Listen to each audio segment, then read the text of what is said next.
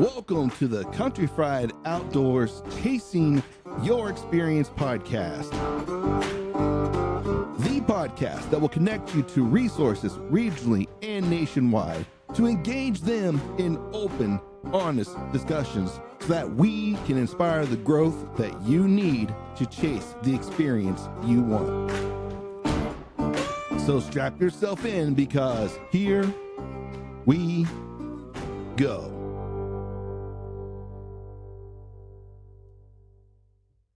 Hello, everyone, and welcome to another episode of the Country Fried Outdoors Chasing Your Experience podcast.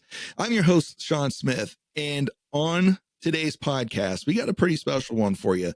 We got a few hot button topics we're going to cover, and we're also going to bring you back in to recenter you guys on a very special archery event down in Southeast Ohio called Archery Hike. And I couldn't think of anyone better to speak about it but my good friend, Justin Ross. Justin, how are you? Good. Thanks for having me back on, and look forward to talking today. Yeah.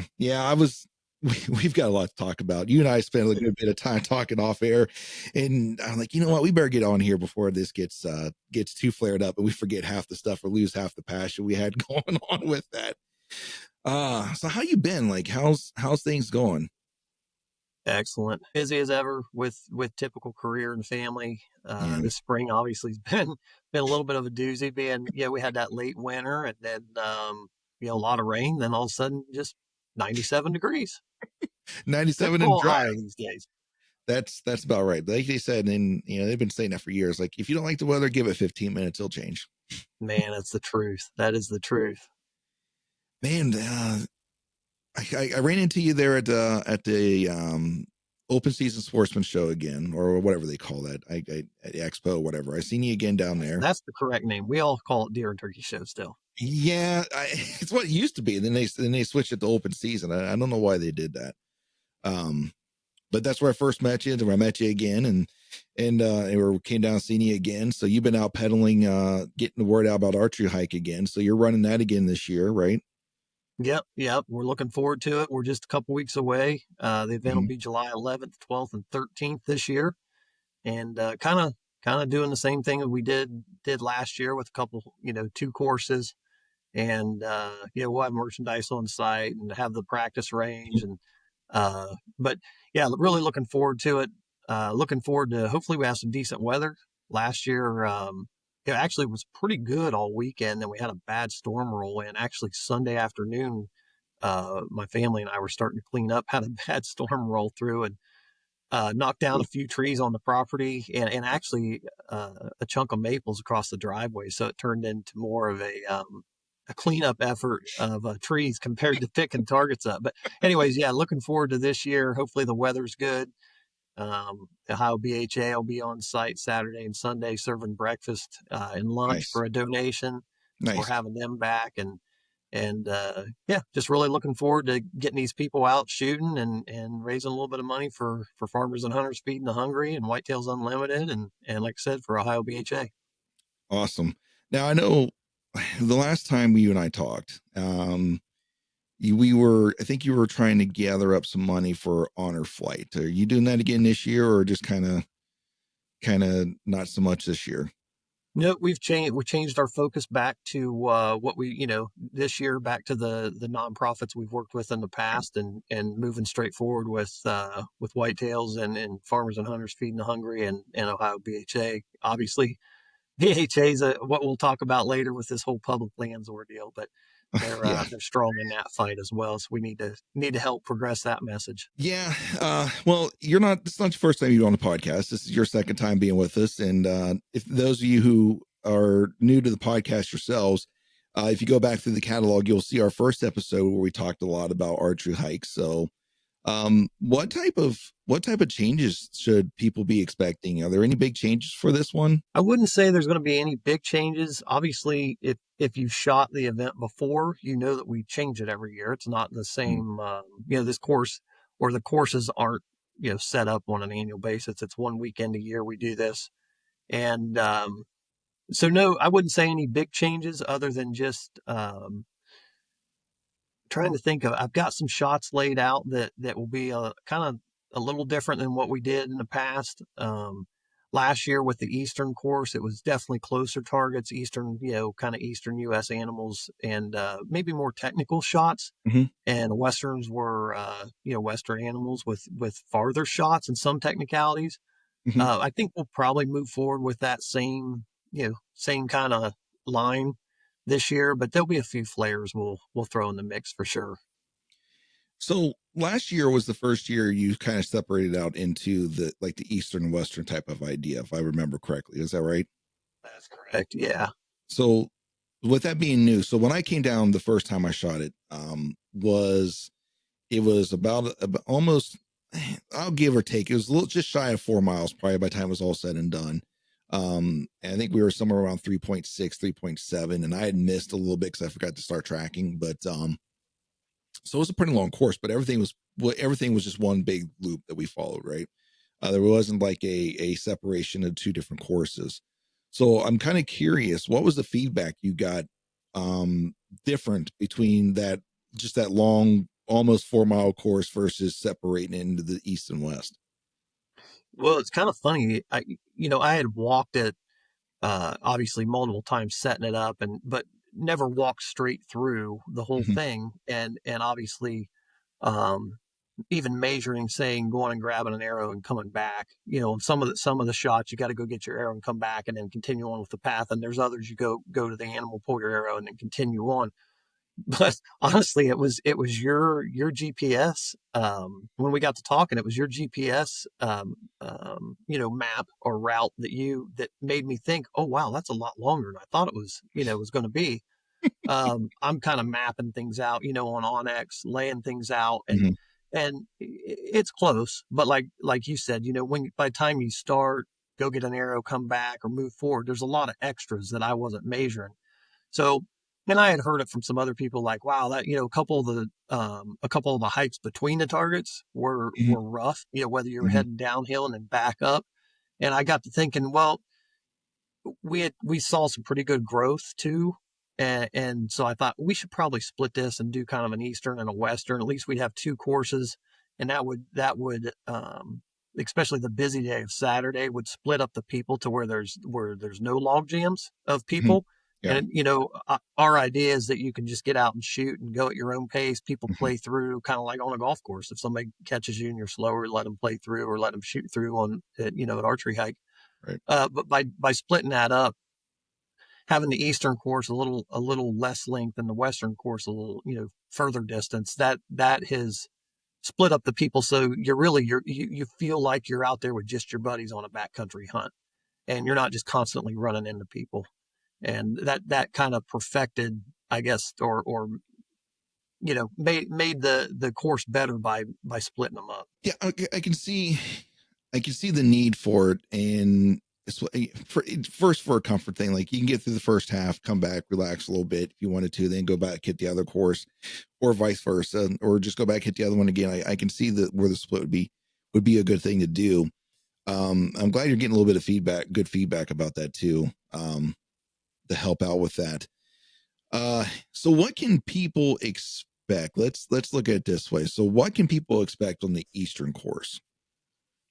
So the Eastern course is going to be laid out, like I said, closer targets, because typically guys hunting in the east, Mhm. you're not shooting long ranges at wide open targets. You're like say out in out in the prairie or so forth. You're hunting in the hardwoods. Mhm. Typically whitetails, obviously, but there's a lot of other animals, whether there's turkeys or alligators, hogs. The list goes on and on. Mhm. Bears, for that matter. A lot of guys are baiting bears and shooting at shorter distances.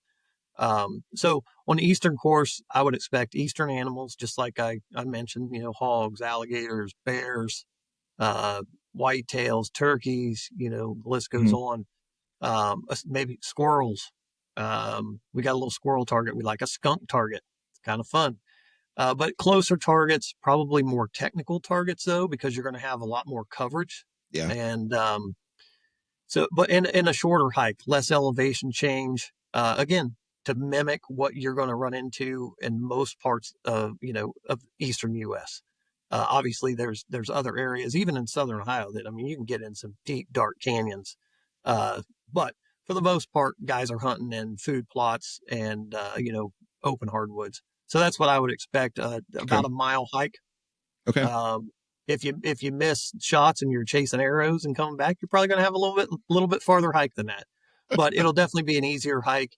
And quite honestly, the guys that are signing up for Hike Heavy Challenge, which we can talk about in a minute, Yeah. a lot of those guys do the Hike Heavy Challenge on the eastern course because it's a little bit easier. They're hauling their pack, and they do the Hike Heavy Challenge on the eastern side, come Mhm. back, take a breather, like you said, drop Mhm. their pack, and then they'll go to the western side. Cheaters.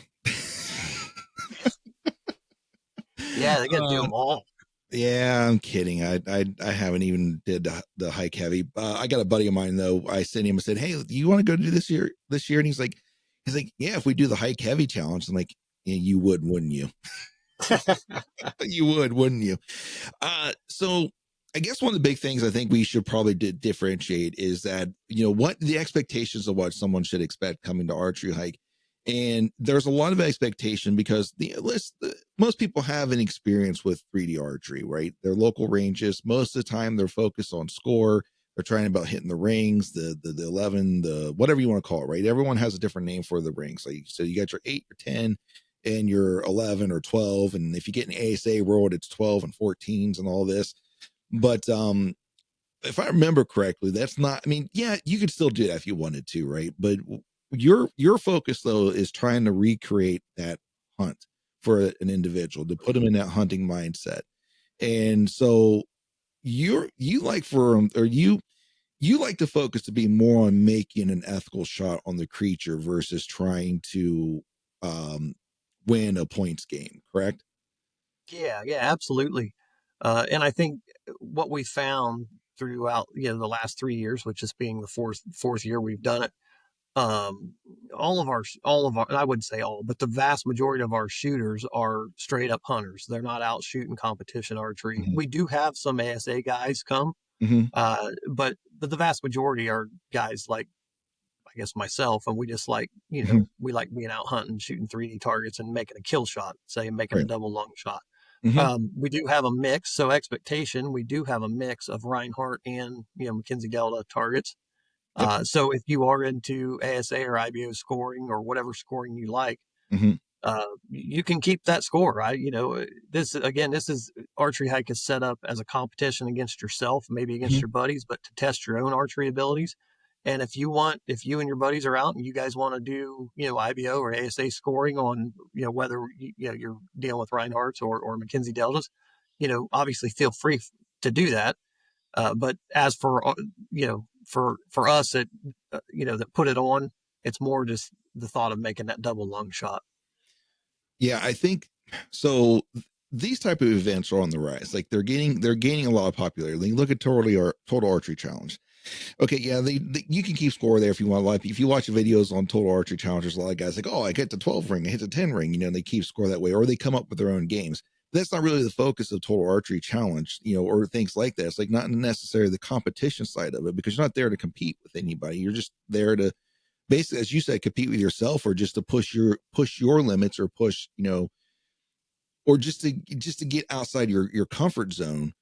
And that's what I like about your event. Like I like to shoot for score. I'm not gonna lie, I like to do it. I go out and not that I shoot any local competitions and stuff. I go out and try to keep score in my local places, but it's refreshing to kind of come down to an event that focuses on like the hunting aspect of it because and I know, like, yes, there are some amazing shots in the ASA world. There's some amazing shots in the IBO world.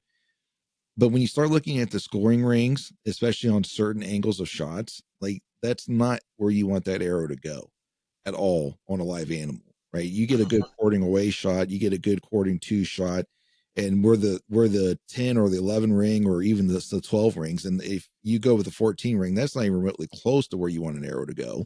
That because that's a high risk reward for the ASA competition, really in the shoot offs is where that really comes into play.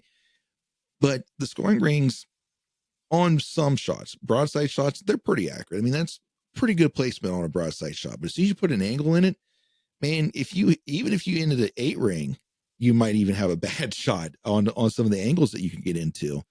And so it is refreshing that the focus is actually making an ethical shot on a critter.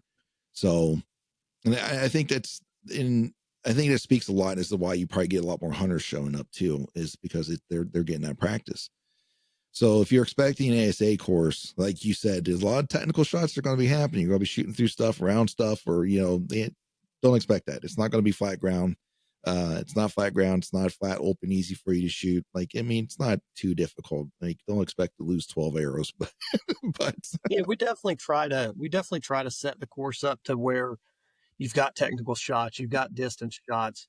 Uh, but again, for one, just for safety in right, general, try to have a backstop behind the target. And two, if you do miss, which is going to happen, but you'll be able to find that arrow fairly easily, quickly, and not ruin your day by right, losing a $20 arrow. No, that's just ends up not being fun for anybody.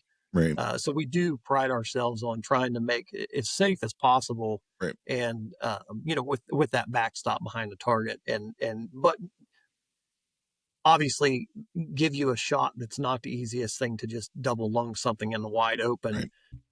That's not going to happen in real life. You might get lucky sitting in a stand or over a corn pile, but for the most part, it's just not going to happen. When you get a Yeah, whitetail walking in, coming down a trail, you might range him at 30 yards, but before you can shoot, he takes another 5 or 6 steps. Well, what's that distance? You got to yeah, figure that out, and you got to make that shot. It's not just cut and dry. And so yeah, that's what we want to try to focus on, is a spot and stalk style compared to just platform hunting or yeah. blind hunting.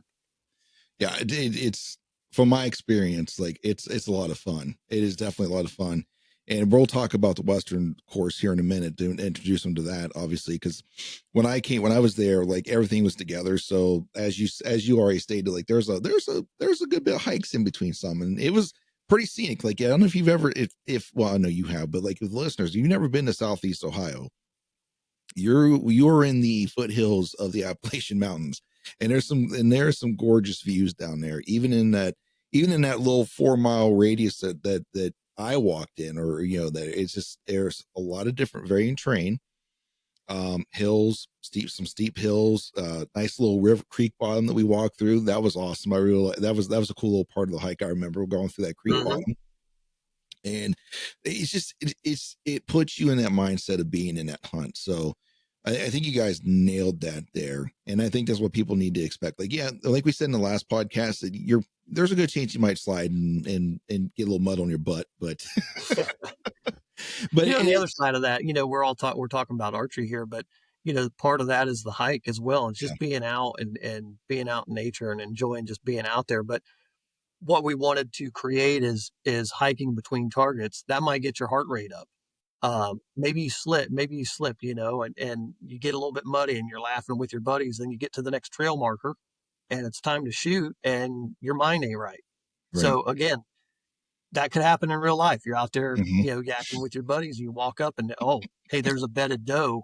Can we fill that hmm, tag? And it's like, okay, now you got to get your mindset correct to get in there and get that shot made. And so, we try to do that with the hike. Maybe between targets, you've got a long hike, so that heart rate is really up. hmm, And then you got to figure out how you can get that heart rate controlled again to make the shot. I mean, of course, you could just sit there and take a drink of water and sit down for 10 minutes. But the idea is, again, to, you know, make it a right. challenge for yourself. Yeah, exactly. Get in there, get in the moment, and then deal with those on a timely fashion, because you don't have 5-10 minutes to do that with an animal. Like, if you get 30 seconds, you're lucky. Right, To right. process through all that. So yeah, that's a fair statement to make, and that's a cool point to throw out there.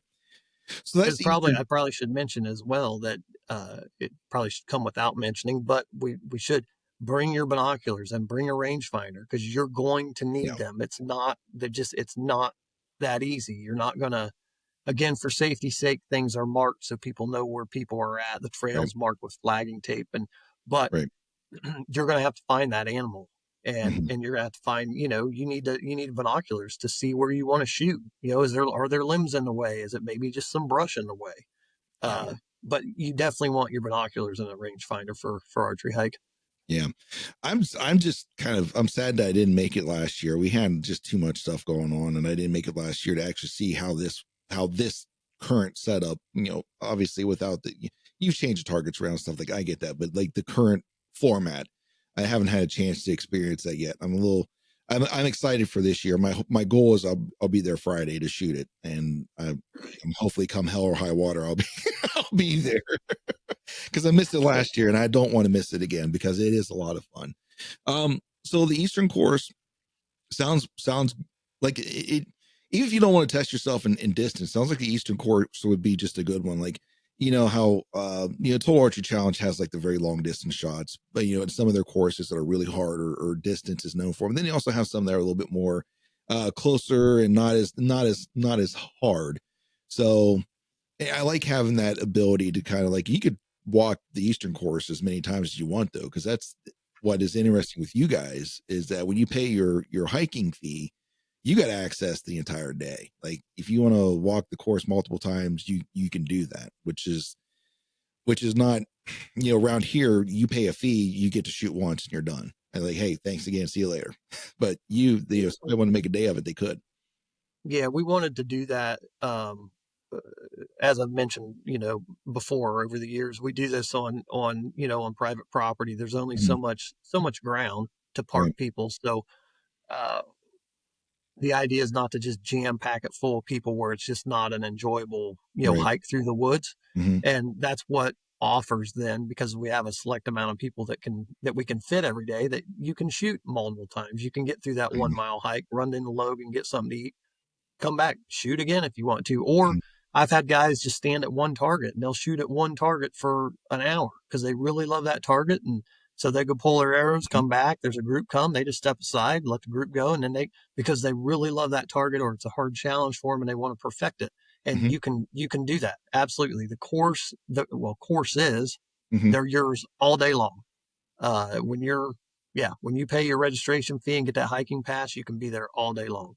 Which that's awesome. I mean, that's an added value to the overall cost of things that's yours for all day. And so and also the ability to like leave and then come back the same day to Mm-hmm. shoot and that not be an issue. We have to pay another fee to get back in. That's some added value that a lot of people that might not know how this works and they first see the price, because I mean the price isn't, when I say that, don't get this the wrong way, people. I'm not saying it's expensive because it's not that expensive. It's not your $15 entry fee to go shoot your local, your local 3D shoot. There's a little bit more money associated to it than that, but it's a lot of hidden value there that you have all day. Like it could be 100 targets as far as right? You could shoot 100 targets, which it's technically what you guys are, what, 25 targets total, 25, 26. 20. Yeah, you'll have 25 to 30 targets total.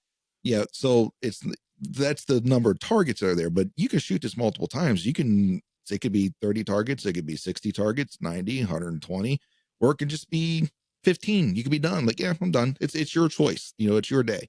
It's your day to go out and enjoy it how you want. So, With well, that, one thing I should mention with that $55, it's $55 for a yep. day for a Hmm. hiking pass. Again, shoot it as much as you want. You're automatically entered into a bow giveaway. So we're giving away a brand new Matthews bow this year. Okay. We bounced around between Matthews, Hoyt, and Elite. Hmm. But anyways, we're back to Matthews this year, giving away a Hmm. new Matthews, and you're automatically entered into that with your registration fee. And we give everybody an outdoor product. Again, our mindset is to get you in the proper mindset for a backcountry hunt or just a Hmm. backcountry hike. And so we give you a free product. We've done Nalgene bottles in the past. We've done Hmm. dry bags. Last year we did aluminum camp pots. And this year, I'll have it up on social media soon, what we're going to do this year. But again, it's another part of that kit that you can throw in to take with you to fulfill multiple needs with one product. And that Nice. that comes along with your registration fee. And that I've never had anybody say it's expensive, honestly. Right. But if you're wondering, hey, why is it 55 and not $15? There's other Mhm. things that go along with that. Right. It's you can shoot all day. Right. There's a lot of other value Right. within that registration fee. I don't think the crowd you're going to get is going to say anything about being expensive because they understand and they see the value that they're getting in that. But is you reach new markets and stuff. Because so I've seen your flyers out and about in a couple local areas. How they came across them, I don't know if that was you that's been up here, or they ran across you somewhere and took your flyer. But that's some of the things that I hear behind the scenes by some people reading it. I'm like, why is it that much? Or why is it, why is it $55? Why is it this? And not saying it's expensive, because I don't agree with that. Like, it's not expensive, especially if once you've experienced it, you know what it is. It's not. But I do know that there's some conversations I've heard on a side note, if you're interested in that feedback at all. But I have heard those before, and it was just, at the end of the day, we're raising money, yes, for conservation efforts. I mean, and yes, that's not a cop out. It states it right on our flyer, right. and like Mm-hmm. I said, this year we're helping raise money for farmers and hunters feeding the hungry, as always, which is obviously an organization I've ran Mm-hmm. since 2007. My local chapter, Whitetails Unlimited, which has been a huge support and conservation, grants to local organizations and local clubs. Mm-hmm. And obviously, we'll have Ohio backcountry hunters and anglers, on site as well, raising money. Yeah. And that's again, that's at the end of the day, this is a fundraising opportunity. Yes. Yeah, and it is well worth. Honestly, I think you could probably charge more if you wanted to. I really Yeah, think you could if you wanted to, and still be worth it. Especially with, like, you guys don't, like, you're literally giving somebody a piece of gear. Like, I got that aluminum pot last year. I'm like, this is actually pretty pretty nice for the entry fee, because you're looking at the cost of upkeep of targets, like all the, and then also the money you're collecting to benefit FHFH, to help, so you have the money to continue to process deer to get those out to the food banks and stuff, or what right. else, whatever else, right? And then also Targets. what's that? Anybody that's bought 3D targets before, good lord, you know how Well, they're great. They last for a long time if you keep them out of the weather, but yes, they are expensive to and they're buy not getting any to get cheaper. realistic good ones. Yeah, and they're not getting any cheaper either. Um, Right. some of the, I mean, you've got I'm sure you still have the bison target. I mean, you're looking at Uh-huh. a $3,000 to $4,000 target. Hmm. Moose, that's another, $3,000 to $4,000 target. Elk, depending upon which brand you have, could be anywhere between $1,500 to $2,000. So there's a cost associated to some of these larger, more adventure style targets. They're fun to shoot, and that's why they're fun to shoot, because not everybody has them, because not everybody can afford them.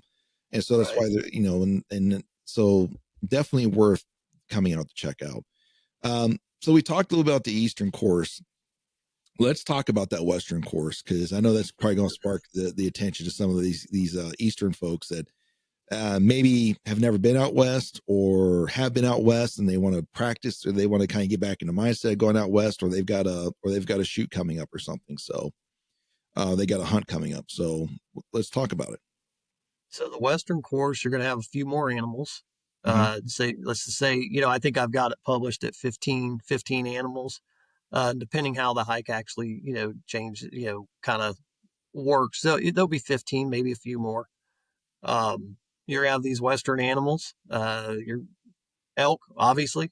We've got a full body elk target. We've got a full body cow elk target, full body bison, mule deer, pronghorn, sheep. We've got a couple spots on the property that rock outcroppings, and that's where you find sheep. So that's where we try to put the sheep targets.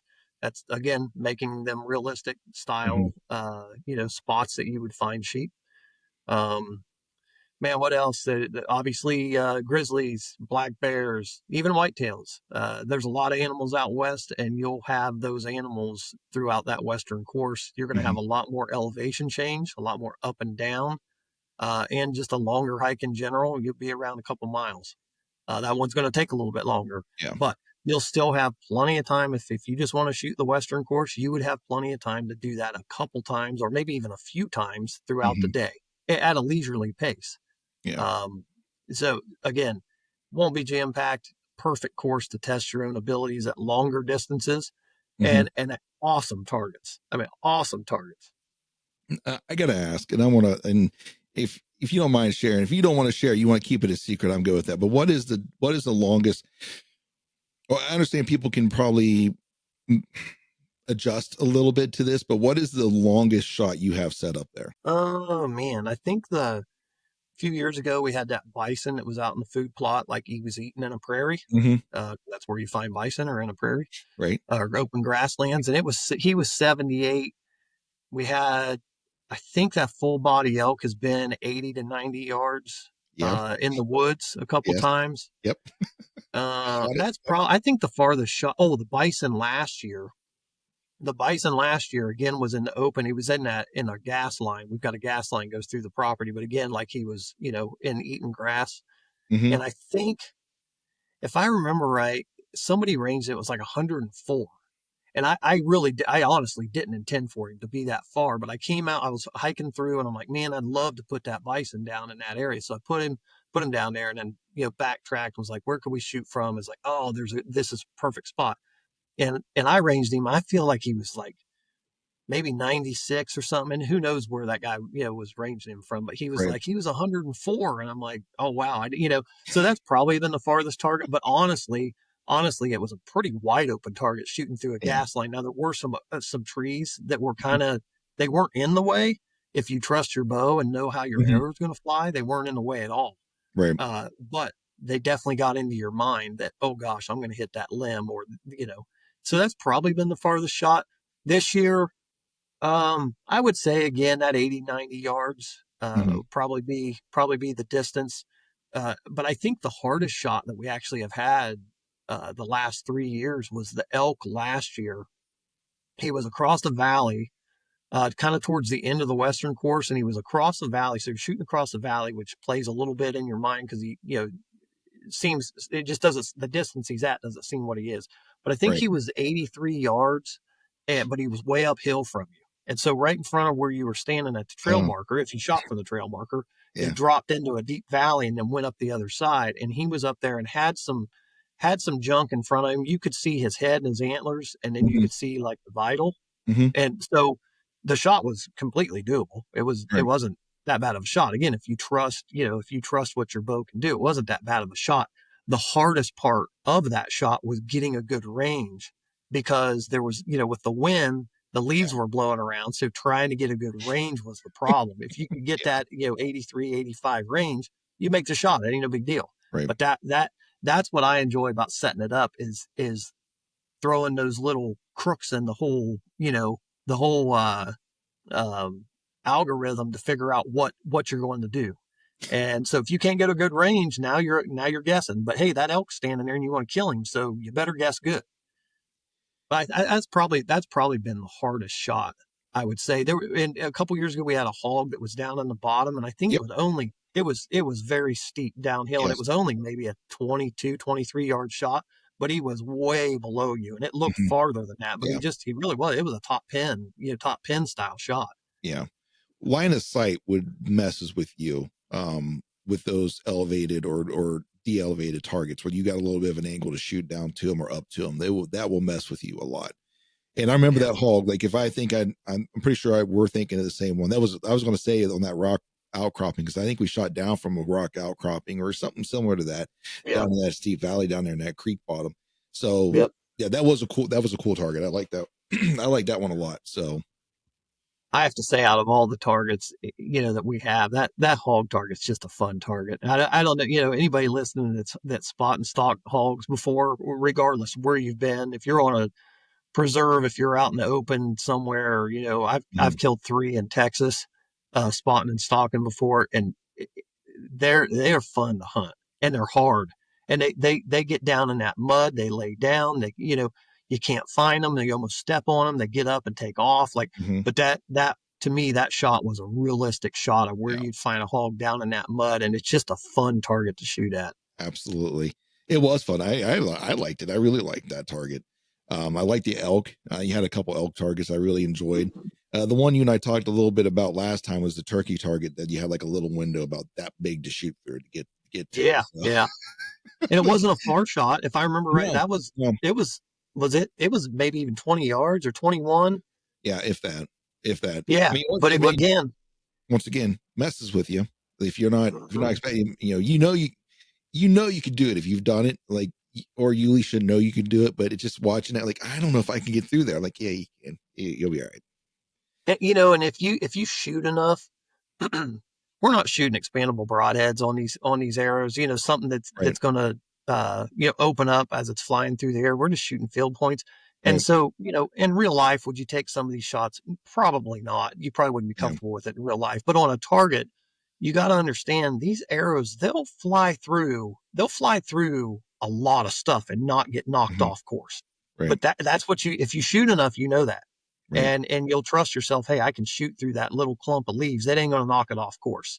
But Right. if you don't do that, then now you're afraid. You think it's going to hit and veer off 15 yards. But Yes. a lot of times they won't. You just trust that arrow as fast as it's flying. It'll blow through there. Yeah. Yeah. You're right. But the other side of this, though, like, it's a good thing to go out and do it, because then it's going to build a little bit of confidence in you. Not saying I don't want it to be too much like overconfidence when you go out to a hunting situation, but it will open up a little bit of confidence to where, hey, I know I can make, you see a shot that's not as complicated, and you're like, I know I can make that shot because I did this at this, here. So, and you have to challenge yourself. Like, there has to be some type of a challenge for you if you're going to make any improvement. You could be stagnant and not improve. And um trying to think, Viktor Frankl, I don't know if you read anything from him or heard anything about him. He was a Holocaust survivor. He was a psychiatrist. Um and he's got a couple of books out there, and one of the things that he had to talk, he was talking about, man's search for meaning, and that's one of his big premises is having a meaning, which that has nothing to do with what I'm about to say. But he had a little talk that he gave, and he said, if we take man and we hold man to what he is, we'll make him worse. However, if we hold man up to what his potential is, or what he could be, he'll reach his actual true potential. So it's basically what he's saying is to get outside that comfort zone and actually challenge yourself, because if you just stay stagnant, if you just stay inside your comfort lane, you're actually just going to become worse over time. Like, and I've seen it myself. Like, if I get in a rut when it comes to shooting, like, I just stay inside my comfort zone, don't get outside of that, and shoot. Then I'm like, I realize, like, even shots that were chip shots for me, when I go shoot a 3D shoot or something, like, I'm having a hard time with. I'm like, man, what is my problem? But yeah, you got to go out there and challenge yourself if you're going to look at, to really reach your true potential. And you'll be surprised on how. That's why I shoot distance a lot. Like, I can shoot out my bow, I can dial it down to 137 yards. Would I ever take that type of shot on an animal? No. No, not on the first shot. Maybe on a follow up if possible, but I don't know if I would take that on a first shot. But man, I'll tell you what, when you could dial in 137 yards and you can accurately shoot that far, 20 yards all of a sudden is not that is not that big of a deal. Well, 20 yards is like you're shooting at the side of a car at that point. I mean, Correct. you can't miss at that when Correct. you're so dialed at that further distance. Correct. And I think, and I'm not saying you got to go out and shoot distance, but I'm like, go outside and shoot outside your comfort zone, and go in. And when you go to these shoots and they have these little bit more challenging shots, like, obviously know your limitations. Like, if you can't shoot 104 yards, not that that's what that target's going to be, but if you can't shoot 140 yards, get up to just the edge of your comfort zone and shoot it from there. And you'll be surprised at how much better you'll be if you practice that way. And you just keep building upon that. And all of a sudden, hunting season, 20-30 yard shots all of a sudden become really easy. So That's another part of Archery Hike too that I guess I should mention. I've had people reach out, whether the traditional people or traditional shooters or just people that don't shoot that far, and they're mhm, only comfortable maybe shooting to 30 yards. If that target's at 60, 70, whatever, it doesn't mean, this isn't a competition. Again, it's a competition against yourself. right. And so I tell everybody, man, just move forward. If you're only comfortable shooting to 30 yards, well, maybe go to 40. And maybe you don't have a 40-yard pin, or you just don't, that slider, you're not used to shooting that far, Hmm. then try it. That's what's fun about it. You can Right. try it here, and maybe you increase your effective range because of our shoot. Yeah. And I would also challenge everybody, to your point you were just talking about, of getting outside your comfort zone. Hmm. And I've got a comparison to what I'm going to say. Try to make that shot. Maybe as you walk up to that trail marker, try to make that shot within 30 seconds. That's finding the animal, ranging, draw, and shoot. One, Hmm. your heart rate's going to be going Hmm. because you just hiked. But two, deal with it and figure it out and try to make a good shot. And what brings me to that thought is we were talking off air here a little bit ago. I had drew a mule deer tag in Wyoming for last year. And so anyways, me and a buddy went out to bow hunt and those things are wiry. They're always amped up and they're ready to go. And we'd, be up there in the morning and glass and we'd find a couple. It's like, okay, yeah, we can stalk this one or so throughout the 4 days I was out there, I got to stalk a few different animals, but I'll tell you that I'm not used to shooting that fast. And I found out real quick that you don't have time. It all has to be instinct. You got to get a range and draw and shoot, because when they see a flicker of movement, they're gone. And if you can get to them in their bed, they'll smell you, they'll see you, whatever, and they're gone. And then it's a complete guessing game because they'll run out there and stop.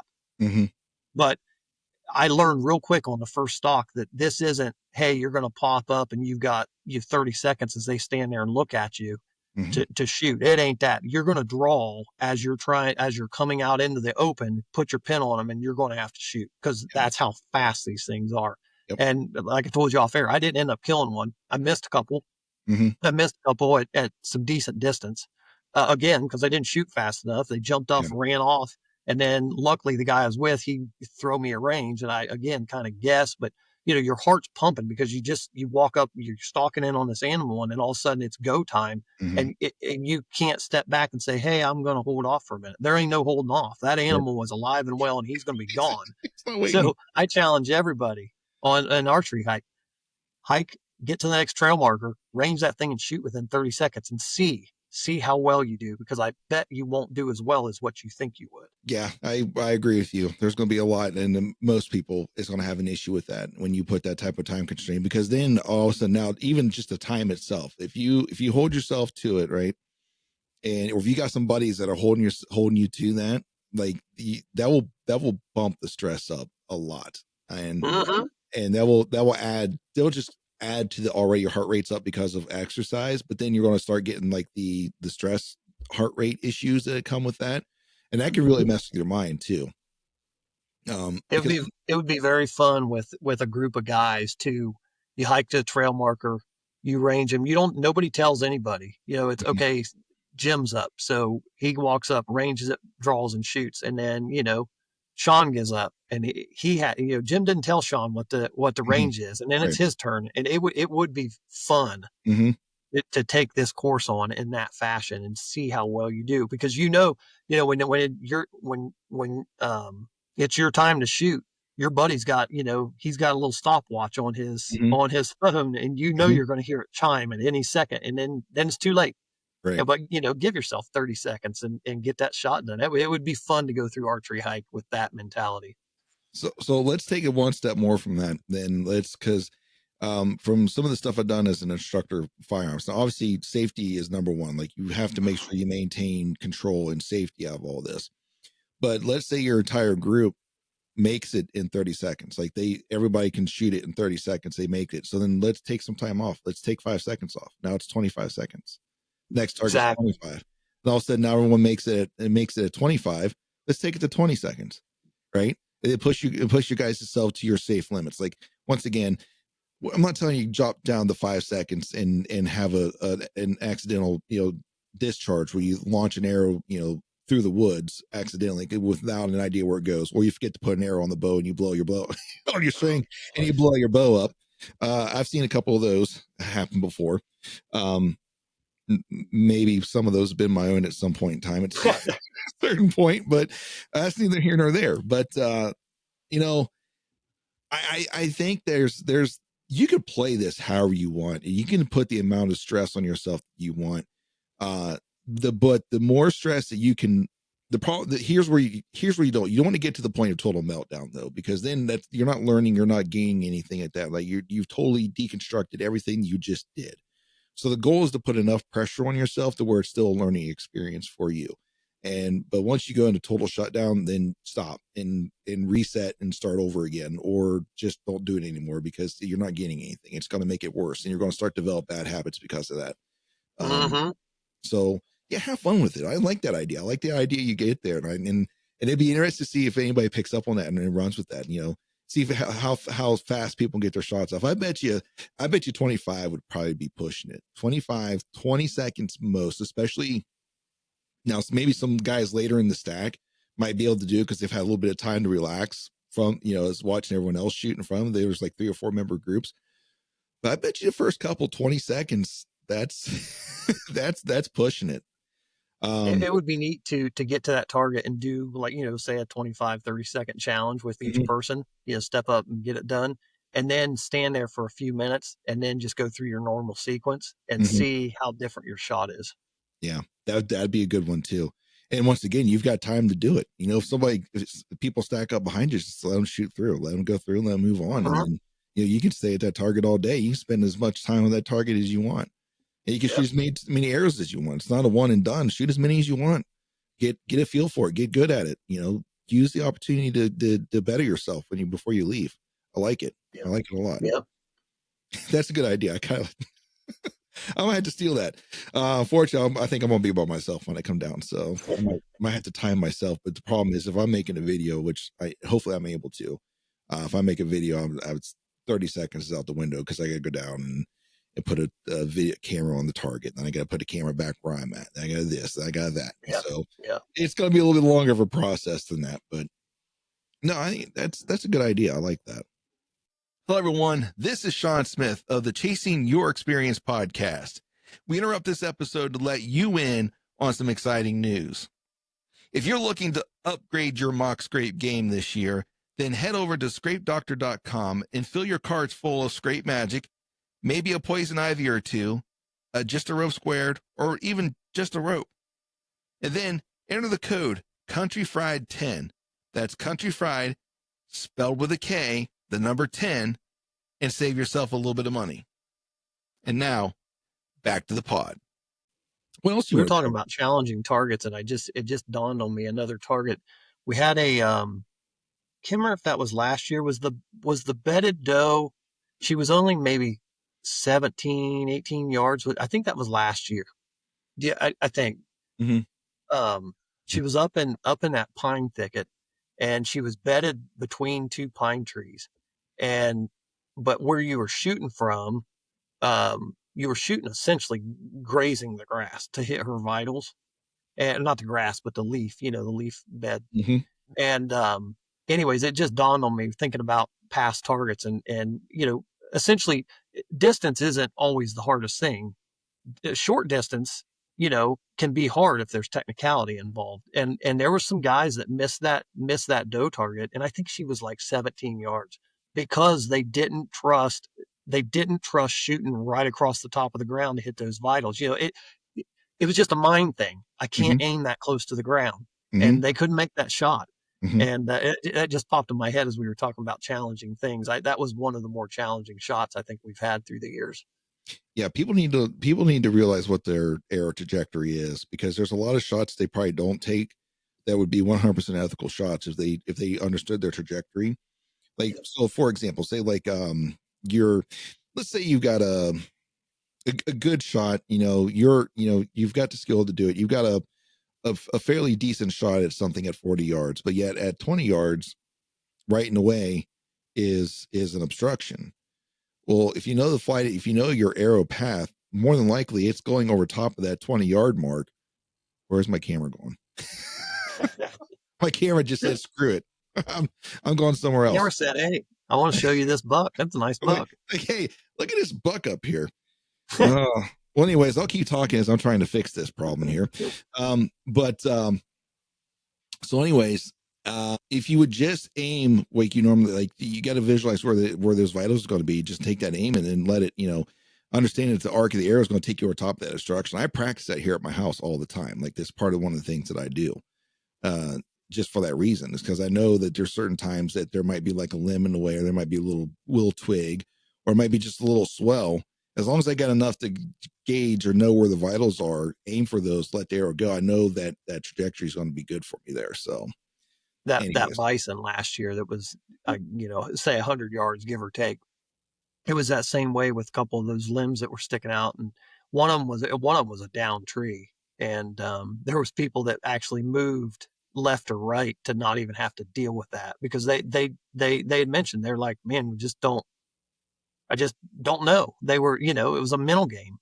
And so anyways, they move. But again, if you shoot enough and you trust your trajectory, you know that your pin is probably aimed at that tree, Mm-hmm. but that arrow ain't going to go through that tree. It's going way over, way over top of it. And again, that's what makes this fun. Yes. Yeah, that was interesting. My camera just said that. Boop, I'm out.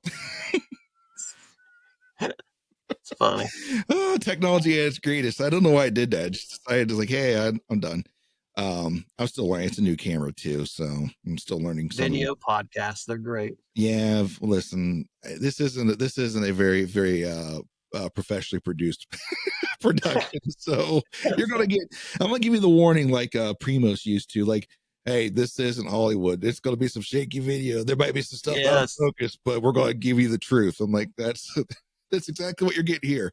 Is Man, you're gonna. I'm hearing the Primos music going through my head right now too. Dude, I'll tell you what, I mean, I still have those DVDs in every hunting season.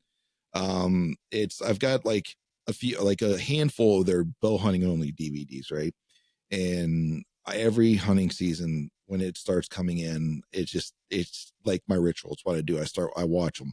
It just kind of gets me in the mood. Like, I obviously I don't hunt places like they do, stuff like that, but still it's just that it's that nostalgia, because that's what we did as kids when we were, young teenagers, first getting into, man, we would get together and that'd be the first thing, we do is who had the new Primos video, who had the new Realtree video, DVD, and we sit back and watch it and get all hyped up, talk about the hunt that's coming up and the stuff that we got for the hunt and what we're going to do and just the hopes and dreams and aspirations. And it's just the memories that those, it's a nostalgia thing for me. And yeah, like You hear the that's, music, yeah, or you hear the voices yeah, of say, Will Primos yeah, or whoever, and you can, just by hearing that, you can smell the woods. yeah. It's like that. That's how it, You sure like can. you're saying, it's just nostalgia of what, when you were a kid. But it puts you in a mindset or a Yeah. feeling of, it's, you're just there. Yeah. Yeah, exactly. And that's my ritual. I do it every year. Every year, season about a week before, about a week of seasons coming in. I might be sitting there packing my pack, or maybe I'm working on putting together some of my kill kits and stuff. And I'll just sit there and just put those videos on, just watch away. And it doesn't matter how many times I've seen them. Doesn't matter how many times, I still think the watch it. first, I was actually just looking at those not too long ago, because there was something came up and I was sending something to somebody, but I've got a whole box, of them. And Mhm. the first one I've got, The Truth About Whitetails, I think 3 and 4. Those are the first ones I got, and I probably got them in 94 or 95. I Mm. think is somewhere in that area. I started hunting in 94, but or I killed my first deer in 94. But anyways, those videos have been around forever. Ever. That's one thing you can't say about Primos, is that he wasn't a good marketer. He was really good at marketing. He did really Yeah. good. He did really good at that. Yeah. He built that from the ground up, and he did a really good job of Totally. it. So, Totally. he knew how to market it, and he did a good job. And I understand that some people have some difference of opinions about that, and I've seen it before, because in today's YouTube world and stuff, where a lot of people doing the public land stuff and the public land hustle and things like that, they started to say, oh, you guys are just hunting high fence and stuff like that, and or not necessarily high fence, but a lot of pristine ranches, things like that, where there's not a lot of access. So that's why you're getting them to come in like they are. And like, you're probably right, and they'll tell you you're right about that, but they're like, listen, we got X amount of time to go out and actually make this happen, so we're utilizing our resources the best we can to make this happen for these videos. And obviously it's an advertisement for their products and stuff, and I get there's a lot of some mixed emotions, but I've never hated watching a Primos video ever. Well, look, at the end of the day, whatever you want to believe about anything, Yeah, it still energized you to go enjoy what you enjoy, and that, absolutely. so it doesn't really matter. It got you to go do what you want to do. Absolutely. I'm telling you what, there's probably been more than one public land elk that's fallen prey to the hoochie mom at some point in time. Yeah, exactly. They, Exactly. there's somebody somewhere that fell for it. So listen, it is what it is. I mean, I saw actually just maybe this morning or last night, somebody had posted a picture of the Beatty buck that was killed here in Ohio back in yeah, 2000, I mhm, think it was. yeah, And it was just, I've actually still got it where that article was in the Columbus Dispatch, and I cut it out. I was just a mhm, kid then, and cut it out, and I still have that. But they were laughing about saying how many can calls, because Beatty had said he mhm, used one of the Primo's can calls to mhm, kill that buck or to call him in. And I'm not joking either. I bought one and I've mhm. killed deer off of that can call. It really worked. I And still kill deer off the can call. yeah, yeah. Mhm. And so, hey, good or bad, it's doing what it need to do. Well, uh, I'll touch on this real quick, but I didn't want to get on. We start getting in the realm of public lands, and I think there's a big topic about public lands. I think we should probably cover, at least give our opinion on it and our experience. But before we get there, so I've listened to some does in the field, right? And some of and obviously everyone's going to have their own opinion in this, and that's okay. But from my experience, right? You get the grunt tubes, you get all these little fancy grunt tubes that say they have a doe bleed on or a doe estrus that you can, whether you got to move the rubber band up or you got to move the slider up to get to it. You make the sound. Okay. Then I heard a doe, right? I'm sitting in a ground blind, and then I heard a doe. Yeah, sound just like that can. I thought somebody else was hunting close to me. That it was just like that. I'm like, God, somebody's got a can call out here, and I'm looking around like, yeah, I mean, I'm on private property, but one of the other guys could have been out there and I didn't know or something. But I'm looking around. No, it's this doe. Sounds just like the can, like just like it. I'm not trying to sell the can for Primos, but I'm telling you, it's whatever that little tube that they stole that from. Like, hey, it works because that's exactly what that doe sounded like. She was sitting there just bleating away, and that's exactly what she sounded like. Was it meh, meh? Exactly what that can sounded like. I'm like, well, Yep. that just cements it. That's why I use this thing. And I've Yep. called I've tried rattling, I've tried grunting, I've tried all these things, right? And then I get that can out and I hit it, and I can't say that it brings in the Beatty buck every time. It doesn't. I mean, let's be real. But I get bucks that come to it almost every time. You know, Yep. almost every sit. If I get out there and I'm actually want to use it, I'll have them come in. They'll come in searching for that doe, and they're looking, and I'm like, man, it's just don't hate on Primos too much because there's a lot of things that they did. All their calls are good. I mean, I never had a problem with any of their calls, right? The Right. Terminator bugle, the Hoochie Mama. I've had elk respond to those on public land. I've had deer respond to the grunt calls and the buck roar. The buck roar, I swore by the buck roar for a very long time. A very long time. Yeah. I swore by that call. I've shot, not none of the bucks you've seen on the wall here over on this side that the camera decided to show off. But the ones on this side, I mean, there's one big wide one that I called in. He came in looking for after a sequence I did with the can in the buck roar. He came in to see what was going on. And Wow. he's just shy of 140 inches if you ask the Buck Guy Big Buck Club. They Awesome. measured it a couple of times. He's just shy of it, like an eighth of an inch off. Anyways, so public lands, they have been on the headlines quite a bit in the hunting world and in the outdoor medias. And I think the biggest thing, I mean, obviously what we're talking about is that there's a senator, and I'm going to disclose some things too. There's a senator out of Utah, Mike Lee, that is proposing or put into the what is it, the big beautiful bill or something like that is what they call it. They put Hmm. language into it once it got to the Senate, and there's more to it than just that. But we'll get to that. But right now it's Mike Lee pushing it to sell off like a significant amount of public land, um, and it's causing uproar. It really has. Like it's everywhere. If you have anything that deals with an outdoor feed, you've seen it. It's everywhere. So I just wanted to. I guess we just sit down and discuss it just a little bit. Just kind of get our thoughts out there. What do you think? It's kind of, it's complex. Let's just Yeah, start by saying it's yeah, complex. There's a lot tied into that bill that pertains to other things, Right. but to have this lumped into it, it is a little disheartening with the tradition of what we have here in the States, Mhm. and how we view our public lands. At the end of the day, the most we can do as citizens is call our senators and say, hey, Mhm. what's going on? Like, you got to don't support this. Right. But again, it's complex, and on the surface, we live in the East. We don't have a ton of public land here, Right. but and this 3 million acres, give or take, they're talking about selling off is out west, Mhm. and there's various reasons why they want to sell it off, but yeah, if us folks that live in the East are going out west to hunt, pretty good chance we're going to public lands, Right. and that is our access to enjoy hunting in the West. Right. And definitely, it's disheartening to think that there's a movement to sell some of that off. However, they want to define that it's usable, not usable. We want to use it for this. Whatever.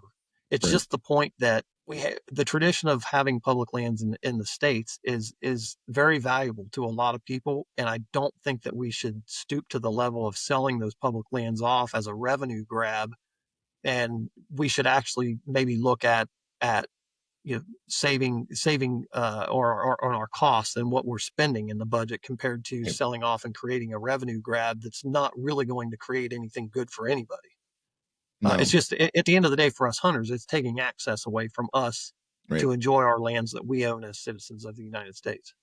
It's at best, it's a temporary fix to a long-term problem, is what it is. Absolutely.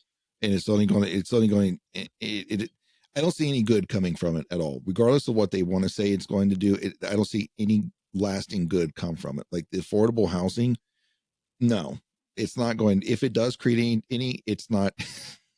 it, if you know where most of these lands are, where most of them show up at, they're in some pretty, not always inaccessible places, but there's some pretty hard to reach places. And there's no infrastructure there. So there's not going to be an easy cost. Like the cost to build what you think you're going to build there is astronomical. And Mm-hmm. it's not going to be affordable. Um, I don't know. I'm not for it. Like I know Mike Lee got on his Instagram account and was talking about, well, everyone's just being an absolutionist, absolution, whatever that word is. Everyone's on it's either all or nothing, right? You're not selling it at all, period, right? He's like, there's no compromise. Well, maybe this little bit here, maybe this little bit there. But I'm sorry, there's a reason why the people are like that. It's because we know as soon as it starts, it's not going to stop. Like Yeah. you've once you open the door, it's like, well, we did it here, then well, we can do it here too. Let's do it here. And you're right, we are on the east side. We don't have a lot of public ground, but there's a lot of Easterners that rely on public ground for hunting, not just out west, but here in the east. Yeah. And Yeah. how These long, smaller parcels. in the west, like there's so much public ground in the west. And I don't know. I think a lot of people need to go and listen to Brian Call at the Grady podcast, because I think him and Mike Livesey did a really good job explaining like some of the history behind public land and how it all started during like the creation. I'm not the creation of the country. I'm not going to go down that road. Like they did a good enough job explaining that, right? And how they ended up with the public land and why there's so much federal land out there. And there's been examples in the past where we've given it back to the states, where the federal government said, here, you can have it, and the states sold it off. But the idea, Oregon is a good example of that. But the idea was, here's the public land, you can use it for timber and stuff so that you can fund your public schools. And so the idea wasn't for them to sell it off. They was the idea to use the resource of the timber to pay for their public schools. So what did they do? They sold it. They sold it off. And now they don't have it anymore. Like it's gone. The idea to have a renewable resource for them, well managed, if well managed, would have been almost an unlimited funding source for them. But they sold it off because that wasn't enough. Because somebody seen something or whatever. I don't know the full details behind it, but that's what had happened. So we have examples already of what happens when you give up public ground to the states, right? And or at least federal grounds. Like, and I'm adamantly against it for a lot of reasons. Number one is state here in Ohio, right? And maybe Colorado might be different, maybe Idaho, Utah, whatever might be different. But here in Ohio, on state public ground, if you want to camp, right, you have to camp in a designated campground and you have to pay a fee, right? If I go down to Wayne National Forest, I can disperse camp and there's not a fee, right? I can camp wherever I want in most places. Yeah, they do have some established campgrounds, but you don't have to camp there. It's, so I don't, that's for my personal experience and for my personal, what I'm chasing myself. I don't want to see that happen because I know what states are going to do. They limit it. Like, I don't care. Any state public ground you go to, you can't camp here. You got to go to this designated camping spot. I'm out here to camp to get away from people because I want to camp on top of other people. Like, I want to get away from people. That's why I'm here. So I'm not, I don't want to see it go to the state's hands either. Like here, because A, they're either going to heavily restrict it, or B, they're going to sell it off, even though they weren't really supposed to. Like, it's ours. We'll just do what we want with it. But every time I've hunted out west, every time I've gone out there, every elk bugle I've chased, every mule deer that I've seen has been on public land. It has not been on a private farm. It has not been on anything. It has been out west and on public ground. And some of those locations, or probably be those locations that would tell you that, well, not a lot of people use them, or they're this or they're that. That's some of the best hunts I've had, is those areas. And I'm not for this, but this first came on my radar back during the vice presidential debate, because JD Vance, this is one of the debated topics between Waltz or Walls, or whatever his name was, and Vance. And Vance was talking about Trump's agenda, or Trump wanting to sell off public land. And that he said, well, it's mostly unused land, stuff like that we want to sell off, that we want to sell. And Walls was like, no, we absolutely can't. Like, we're not for selling off of public land. And we brought it up in a podcast back when it first happened. But so it's been, a lot of people are on Senator Mike Lee about this, and he's a big proponent of it, but it goes deeper than that, because I'm pretty sure the Trump administration has a lot to do with it as well. I'm not saying I'm against Trump and what they're trying to do, but that's one of those things. Like, it's a lot more than just Senator Mike Lee. Right. I think it's a Republican movement. It's just Mike Lee that has his name on it. But yeah, it's just a little disheartening, because like you said, where does it stop? Again, why break the ice and start? Because it won't stop, because it is a very valuable resource. But like you said, it's a short-term gain for a long-term problem. That and I go back to my trip to Alaska a few years ago hunting caribou, and to think that, I mean, that obviously is a whole different world when you go to Alaska, not just the West. And there's some desolate places in the West, but then you go to Alaska, and there's a vast majority of people would probably say, well, yeah, well, let's just develop it. Nobody goes there anyway. Nothing's happening. But there's so much happening in that land that we don't understand or we don't see, but we can, because it's ours, and we can go experience that if we want to. But once it's gone, it's gone. And it's just sad that we're at the point of that's the method of new revenue, is to just sell off, public lands. I just don't understand it. And again, it's a complex issue, but it just doesn't make sense that we're at that level, that, yeah, that's the thing we need to do. It just doesn't make sense to me. Yeah, it is complex. And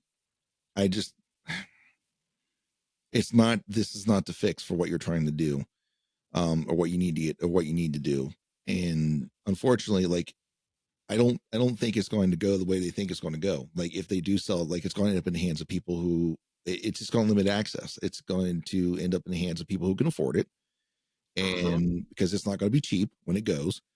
It's not going to be, small individuals that have the opportunity to buy it. It's going to go to the greatest bidder, and some pretty wealthy people are going to become even more wealthy because of it. Whatever, like, it's capitalism. It is what it is. Like, but the land is there for us to enjoy. And there's a reason why it was set aside. Like, our people smarter than us said, hey, we need to set this land aside. We need to protect this land for various reasons. Whether it's conservation, whether it's, ecology, whether it's just for recreation, for the American citizens. There's a reason why the land's set aside, and it needs to stay that way. Now, I'm not opposed. I'm not 100% opposed. And you and I talked about this. Like, I think there's some other ways to get revenue from those lands without outright selling them. I'm not really opposed to well-managed timber processes. I'm not Mm-hmm. opposed to that. I'm not opposed to going in there and doing some. There, a lot of the lands I've hunted on, though, they already have gas wells on them, so it's not like we've not done this in the past. Like, I'm not opposed to this type of right. I'm not opposed to it. I think it's not a great solution, but it's a better solution than just outright selling it, because you lose that value of that land is then gone. It's here's the initial value of it. Here's a shock and awe, congratulations, here's this money that's going to get used to do whatever you want with it, and then it's gone, instead of having a resource there to where if we timber this section, replant it, then timber this one, then replant it, then we have this resource that we can keep tapping into. It's just money that'll end up, it just gets wasted. Yeah, But eventually. there's the tradition of multiple generations of families that use some of this ground to ranch on. Yes, And that's producing tax revenue. And it is. so what that all go, and again, not all the lands that they're going to sell off or proposing to sell off are ranches or No. ranch land and so forth. But all I'm saying is, if this is the start of it, it doesn't stop. There's generation after generation of families that have used public grounds Mm-hmm. to ranch on, or other uses, and then that all goes away. So what do those families do? Yeah, Right. it totally changes how people are going to live in that landscape. It's going to change a lot, and it's going to affect local economies more than I think most people think it's going to, because there's a lot of those local economies that rely heavily on the attraction of the public lands that people come out there for. And I'm not just saying just hunters, right? There's a lot of people that go out there to hike. There's a lot of people that go out there just to enjoy nature, just to get out in the camp and just to enjoy nature and how nature was supposed to be intended. And I would say skiing, but most of those ski resorts, they're their own private property and stuff like that. But these areas rely on that type of business. I can tell you, here in Ohio, gun season isn't what gun season used to be, and there's a lot of businesses that are hurt because of that, because that's what they look forward to, that swell of income that would come to help offset some of the costs of just doing business throughout the rest of the year, because they knew this big swell of people were coming for gun season. And since that isn't what it used to be, it's hurting those businesses. And just take that on a larger scale, you take away the public lanes, you take away the access that, people come out to hunt, people come out to hike, people come out to fish. It's not just people swinging arrows or at bullets at animals. It's people out there, hiking the trails or casting lines into the streams, stuff like that. It's all this that bring revenue to those areas and to those Mm-hmm. small locations. So you're going to hurt a lot more than just the taking of the land. And I don't, long-term goal, it's not worth the risk that is associated with that. So yeah, it's, I guess, where we stand now, though. I guess so. The problem is, here's another problem I have with this, though. It was already in the house. And it was in the house. The language, I'm sure Mike's language was different than what it was in the house, but it's the same premise, right? It was in the house, and it got shut down in the house because, thank God for how, organizations like howl.org and all these other ones, they kind of give hunters and outdoor recreationists a collective voice to make it easy for us to go out and contact our senators or to do things to voice our opinions, you know, because it got shut down in the House already. And then all of a sudden the bill once that's taken, that language was taken out, and probably some other things. They probably made a couple other changes here and there. I don't know for sure. It gets approved by the House of Representatives. It goes over to the Senate. And sure enough, Mr. Senator Mike Lee decides, let's put this language back in here again. Tries to Mm-hmm. hide it in there again. It's been defeated once in it. Now he's trying to do it again. That's the kind of stuff that irritates me the most about this whole thing. Like, just the whole process of it all. But I'm hoping that the senators that sit there, like I've done the how.org thing. I got on there, recorded a video, sent it off to the people we have here, the senators we have here in Ohio, Bernie Moreno and John Husted. So I just hope that they they be the voice of reason, and we can permanently get this off. But I think where it stands now, I think whoever the parliamentarian is for the Senate said that they had to have like a 60 vote, 60, at least a 60 cast vote to allow that language to stay, and they didn't get it. So it got struck down for now, but it's coming back. It's going to come back. Like Mike Lee is not giving up on this. And I know I say Mike Lee a lot. It's not just him. It's there's other people involved in it, and I can't sit and tell you names, but I know it's part of Trump's agenda. How important it is in his agenda, I don't know, but it's part of his agenda. It's already been discussed in the debates. It's out in public. It's not hidden. So I'm not telling you, I'm not saying anything that's not already out there. But so there's some people behind it. So it's not going to go away. I hope it does. I really hope that it does, but it'll be back again in another forum somewhere. So everyone who's in the outdoors, everyone who's part of it, you're more than just a hunter. You hike. I mean, I've seen your posts where you guys are out enjoying, hikes and stuff. You and the family go out and hike. Mm-hmm. I take the kids out to public land here in Ohio to hike. And like we said, it's not Eastern public land that's on the chopping block right now, but it's going to happen. If we allow this to happen out there, it's going to happen here real quick. Mm-hmm. I don't know. I feel like I've talked a lot about that, but it's something I'm very passionate about, and I don't like to see it happen. And I'm not an environmentalist. Like, I'm not saying we're trying to save some fish somewhere and we're trying to do it for that. We're saying because it's for the collective good of everybody, whether you like it or not. It's for the collective good of everybody. Why change our tradition, of what it was? Right. Well, I understand things have to change at a certain point in time, but this isn't the fix. And we've already discussed that. We've already said that. Like, it's just a temporary fix to a long-term problem. That's a great way to say it. And it's not going to fix it forever. So anyways, if you're listening, the listeners who are out there, even if you just catch us on like the shorts feed, hopefully some of this gets picked up on the shorts feed. Like, I can't stress enough, like everyone else says, your feeds are probably flooded by this. Reach out to your senators, go to how.org, go to these places that are trying to give us a collective voice, and just keep it up, keep the pressure up. We've got to beat, it was struck down in the House because the Republican in the House really said, hey, no, we're not doing this. And so now we got to get it through the Republicans and stuff there in the Senate too. To say, yeah, this is probably not a good idea. And get that struck out of there. And right now we've just got a momentary reprieve, because I guarantee it's going to come back. Like, so keep your eyes open, stay with it, and don't let it get slipped past into another 96 to 100 page bill that addresses 30 different topics in one law. Anyways. Right. That's so true. Anyways, I'm surprised they get anything done with how they go about doing that stuff, but whatever.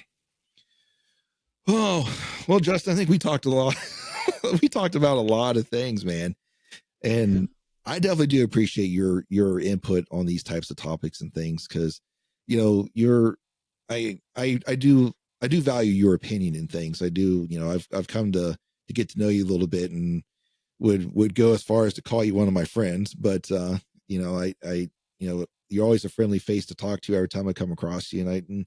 And you know a lot more about stuff than I do. You're more involved in things and have more contacts and stuff than I do. And so I really do value what you got to say on these things. So I appreciate you.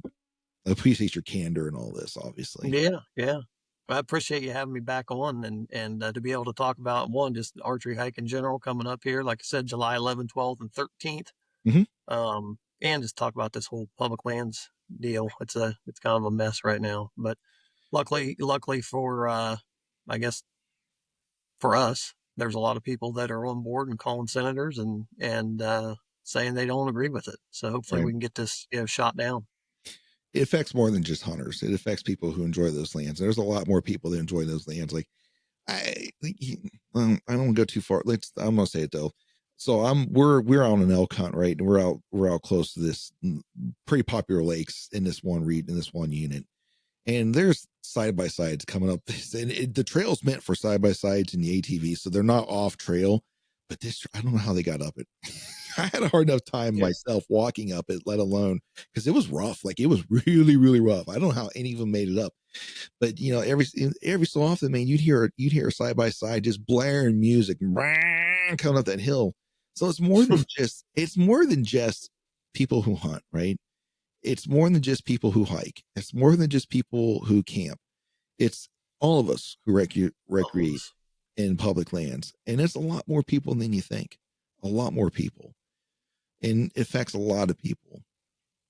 So I stand firm, not 1 acre to be sold. Get it, hopefully somebody can be the voice of reason and stick with that. But Archery Hike, man, it's coming up. Like you said, July 11th is the first day of it, and it runs through Sunday. Go to archeryhike.com, right? Get registered. Yep, archeryhike.com. If you want to scroll through the website, you can read about how Archery Hike came to be a thing, essentially about my past and how that transitioned to Archery Hike throughout the years.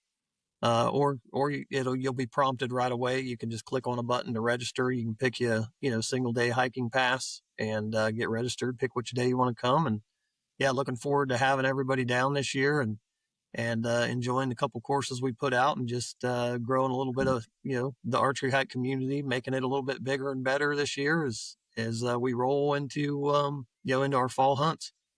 Yeah. What is your growth like? Has it been pretty steady, like the growth coming up for you a little bit, or how's that been going? Yeah, I would say, uh, 15-20% a year That's growing. good. So yeah, I That's mean, good. it's for anybody that hasn't shot it, it's not a huge event by any means. Like I Mhm. said, we can only park so many people, so don't expect like if Right. you've shot a total archery challenge, which we get compared to as in the technicality and distance of shots. Um, Not like that. You're Right. not talking thousands of people. Right. No, You're it's not. talking small quantities of people, and really running into people that are just like you, and that's we're creating that archery hike community of guys that are just doing what we're doing. Yeah. And so pre-register is probably a good idea. Get on the website, get registered before showing up.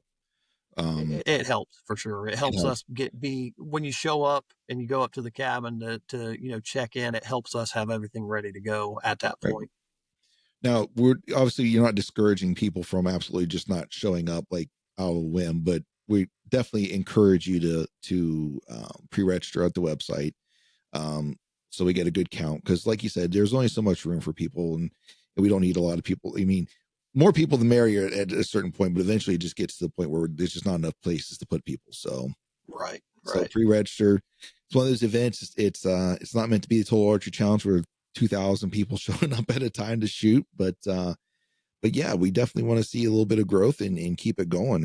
And so, And if you've got husband, wife, girlfriend, boyfriend, kids, friends that want to come along, we don't have any problem with friends or others that aren't shooting. mhm, If you got some non-shooters that want to come along, um, bring them along. It's free of charge to get mhm, them outside. Again, just we want to get them out on a nice leisurely hike, and maybe they enjoy their dad or mom or brother, sister, whoever friend just shooting their bow and hike along with them because just being out hiking, you'll get a good workout being out there in the outdoors. absolutely. Well, Justin, I think we covered just about everything we're going to cover today. Is there anything else you want to add? Anything else you need to say? Or Just a little bit about just kind of recap farmers and hunters feeding the hungry. Mhm, As a lot of you guys know, I've ran the chapter since 2007, and I just wanted to, I guess I have a chance here to talk to a lot of people, just say thank you for the donations that I got locally, mhm, kind of the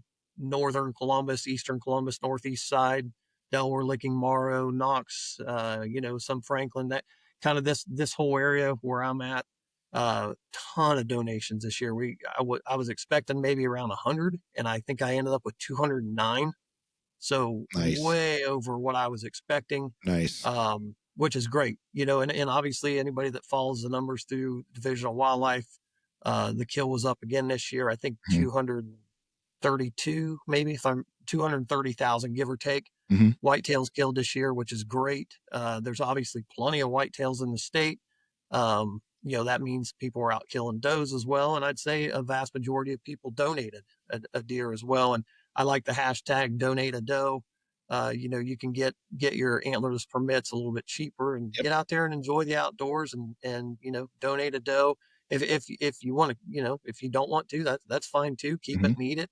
But we're always looking for, cash donations as well. If you feel like you want to just help the organization, um, to pay to help butcher a deer, we're open for that too. And you don't just have to donate a deer. You can donate some money to help further the cause. And that's always an option as well. But just wanted to say thanks to everybody because our donations were way up this year. And it was a really good year of feeding people throughout the state of Good, Ohio through good, Farmers and Hunters Feeding the good. Hungry.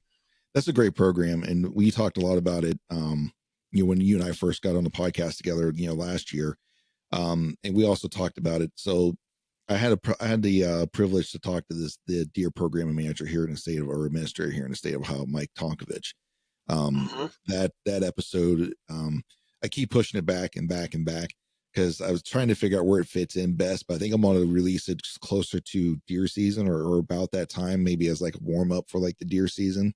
But we talked a lot about things and, statistic wise and things. Yeah, the kill count was up, but one of the things that is interesting though is like you brought this up too, and he cemented it, that the large majority of hunters that are successful in Ohio only shoot one deer, and there is a very small percentage, like 4% or less, that shoot more than two deer. It's a very Mm-hmm. small percentage that shoot more than that. And I'm not saying because they're not good hunters. It's not it. It's just who they just want one, or they have a different mindset. But the state is asking for us to shoot more does. We need to shoot more does. Um, there's several reasons behind it, but and I will tell you this: it's not because insurance companies are telling them that we need to shoot more deer. That is not it. That's when I asked him that, he started laughing. He's like, that is such an old reference that, well, you've been fighting that for years. That is not the case. That's not. I mean, it's never been and never will be. Um, but yeah, but for the management, for the health of the herd, they're asking that we remove more does from the landscape. And I understand some people are in it for certain reasons, and I get that. You got to chase your own experience, but there are organizations out there like FHFH that would be more than happy for you to donate your deer. The only thing it's going to take from you is to have a valid tag. You shot the deer legally, and then you transport it to a FHFH approved or accepting butcher, which That's it. that's another thing though that I think we need to get out to, is that if you know anybody who's in the deer processing business that would be gracious enough to help out, we would love to see you guys get on board and help out with FHFH as well. You'll get paid. There's money associated with it. It's not pro bono. If you want to do a pro bono, that's hey, listen, we're not going to tell you no, but we don't expect it, right? You guys don't expect that. But butchers and processors is another shortage that you run into as well.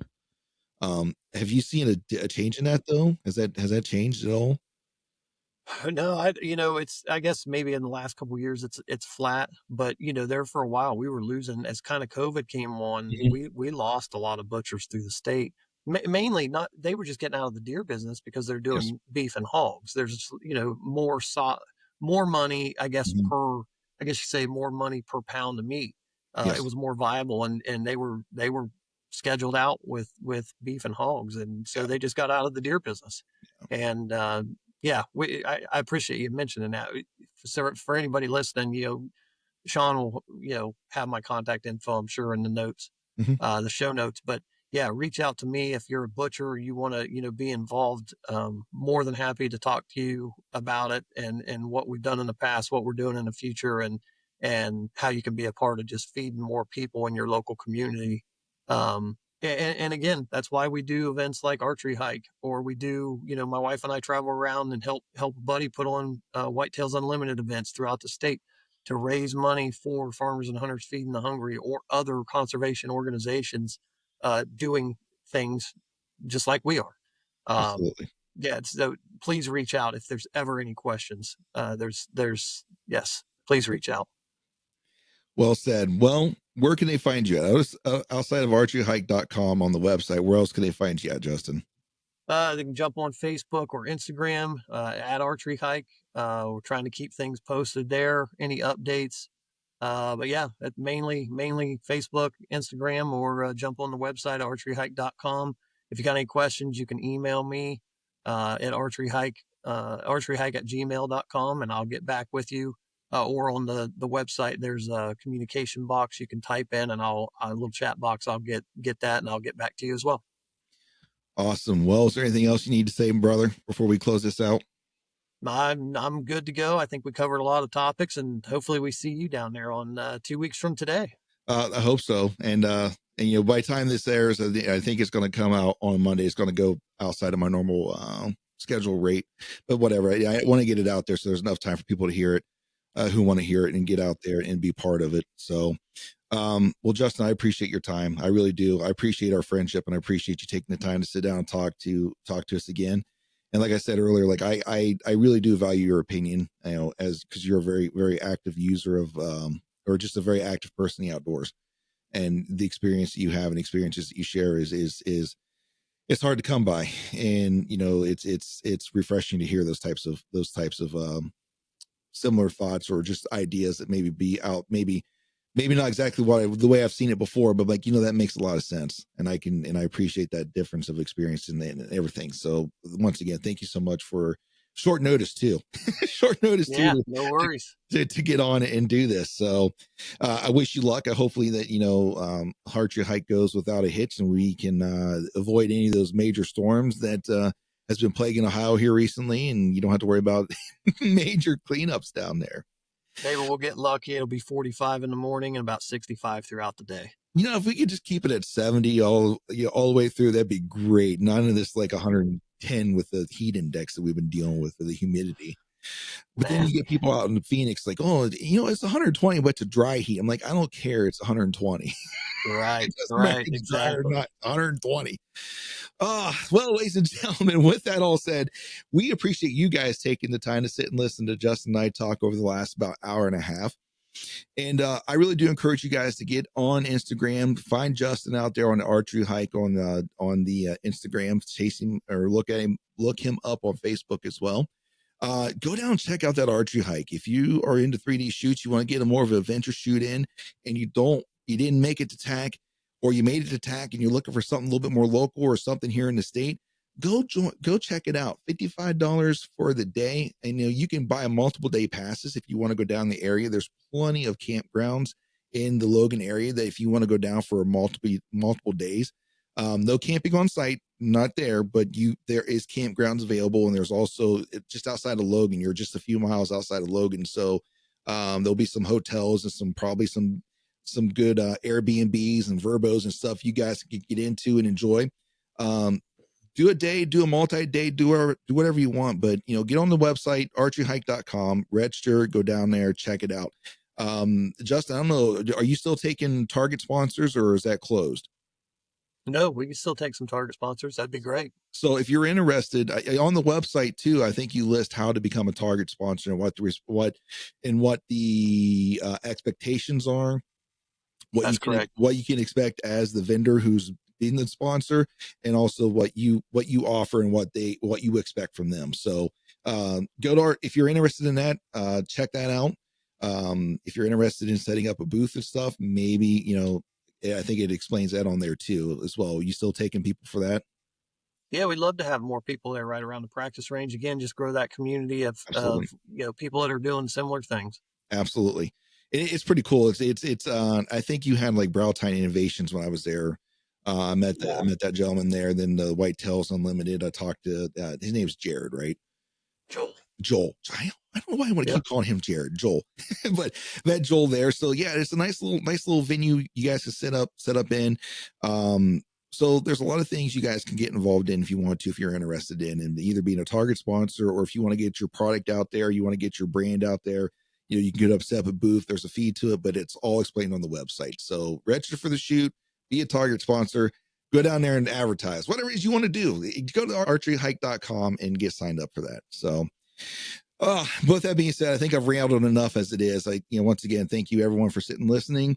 But until our experiences cross paths again, we hope that you have the courage to fail, but yet the humility to learn. And as always, may you stay safe out there. and God bless you.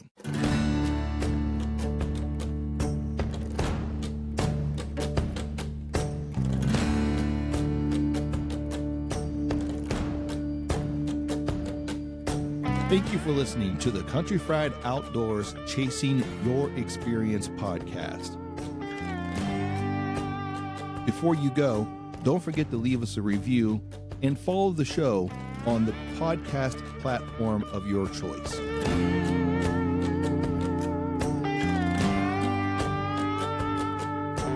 Are you hungry for more Country Fried Outdoors? Then follow us on Instagram at Country Fried Outdoors, or subscribe to our YouTube channel at Country Fried Outdoor Productions.